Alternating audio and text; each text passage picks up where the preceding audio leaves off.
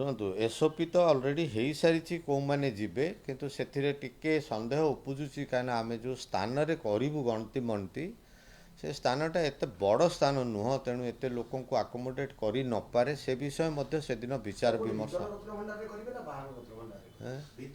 ନାଇଁ, ଆମର ନିୟମ ଯାହା କହୁଛି ସମସ୍ତ ଗଣତି ମଣତି ବହୁତ ନିଶ୍ଚିତ ଭାବରେ ଭିତର ଭଣ୍ଡାରରେ ହିଁ କରାଯିବ।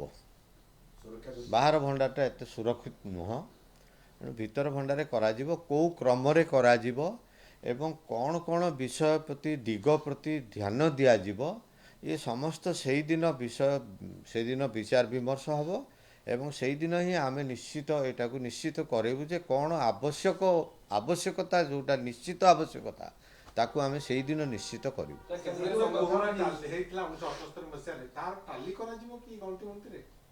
କାହାକୁ?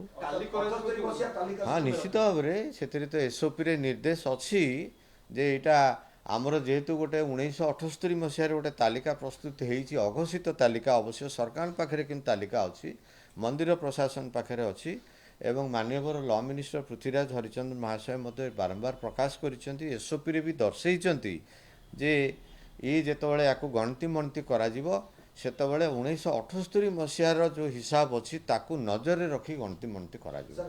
ମଣତି ଅର୍ଥ ନୁହେଁ ଯେ ଆମେ ଏଠି ଭ୍ୟାଲୁଏସନ୍ କରିବୁ। ଭ୍ୟାଲୁଏସନ୍ ଏ ସମ୍ପତ୍ତିର ଆକଳନ କରାଯାଇପାରିବ ନାହିଁ। ନେକ୍ସଟ ହେଉଛି ଆକଳନରେ ଲୋକଙ୍କର କ'ଣ ଆବଶ୍ୟକତା ଅଛି କି ଆମର କ'ଣ ଆବଶ୍ୟକ ଅଛି। ଭଗବାନଙ୍କ ସମ୍ପତ୍ତି ଚିହ୍ନଟ ପ୍ରକ୍ରିୟା କରିବା, ଟାଲି କରେଇବା, ତା ଦେହରେ କ'ଣ ଲାଗିଛି ହୁଏତ ତାକୁ ନିର୍ଣ୍ଣୟ କରିବା ଏବଂ କ'ଣ ଓଜନ। ଦେଖନ୍ତୁ, ମୁଁ ଏଠି ଗୋଟେ ଉଦାହରଣ ଆପଣଙ୍କୁ ଦେଉଛି। ଧରନ୍ତୁ ଜଗନ୍ନାଥଙ୍କର କିରୀଟି, ସେଇଟା ଖାଲି ତ ସୁନା ନୁହଁ, ତା ଦେହରେ କିଛି ଅନ୍ୟ ବିଶିଷ୍ଟ ଦ୍ରବ୍ୟ ମଧ୍ୟ ଲାଗିଛି, ମୋତି ମାଣିକ ଏଗୁଡ଼ାକ ଲାଗିଛି।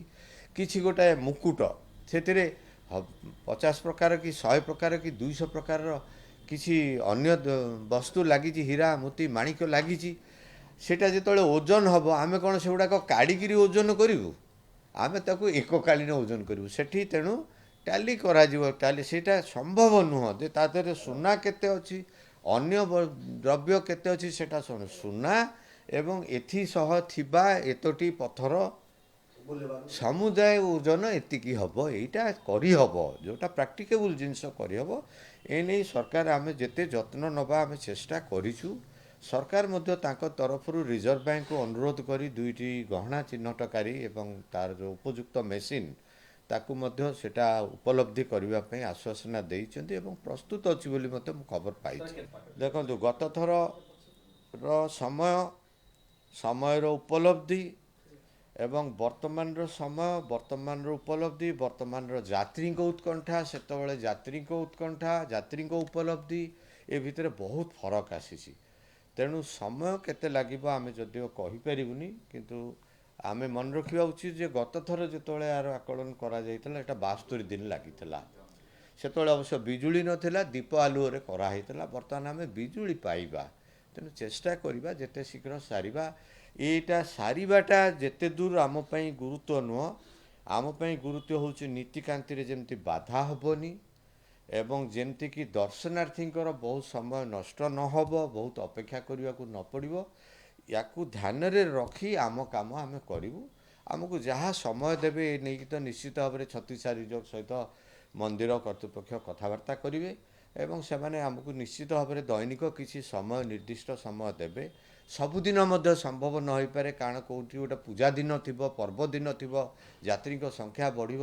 ଯଥା 1 ତାରିଖ ଦିନ ତ ଲୋକ, ଅସଂଖ୍ୟ ଲୋକ, ତା ଭିତରେ ଆମେ କାମ କରିବାକୁ ପଶିବୁ, ଲୋକଙ୍କୁ ବାଧା ହେଇପାରେ। ସେଟାକୁ ମଧ୍ୟ ଏଇଭଳି ପବିତ୍ର ଦିନ, ପର୍ବ ଦିନକୁ ମଧ୍ୟ ନଜରରେ ରଖିକି ଆମ କାର୍ଯ୍ୟ ଆମେ କରିବୁ। ସେଇଟା ବର୍ତ୍ତମାନ ଘୋଷଣା କରିହେବନି। ଆମେ ସେଇଦିନ ବସିକି ନିଷ୍ପତ୍ତି ନେବୁ କେଉଁ ସେବାୟତ ନିହାତି ରହିବା ଆବଶ୍ୟକ, ସେ ବିଷୟରେ ମଧ୍ୟ ଚର୍ଚ୍ଚା ହେବ। ମନ୍ଦିର କର୍ତ୍ତୃପକ୍ଷ ମଧ୍ୟ ସେଦିନ ଉପସ୍ଥିତ ରହୁ।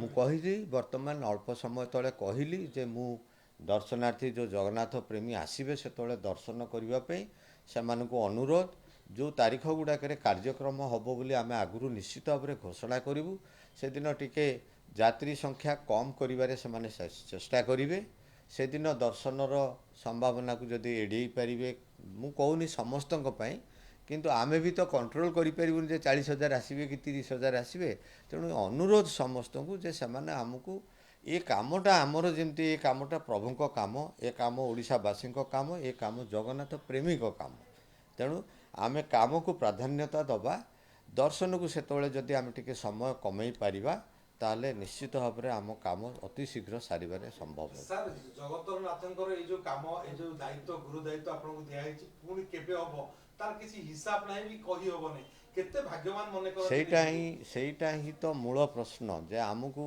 भगवान गोटे सुजोग देइछंती तांको संपत्तिर आकलन करिबा पई अवश्य एठी 54 मसीहा रेकर्ड ऑफ राइट एवं 78 मसीहा प्रस्तुति यारी उपरे सब चलछि कार्यक्रम 78 मसीहा पर संपत्ति समस्ते जानी रखा उचित सेटा एक भंडार रे नाही तेणु आम कार्यक्रम 78 मसीहा पर्यंत ता भितर संरक्षित होइतिबा संपत्तिर आकलन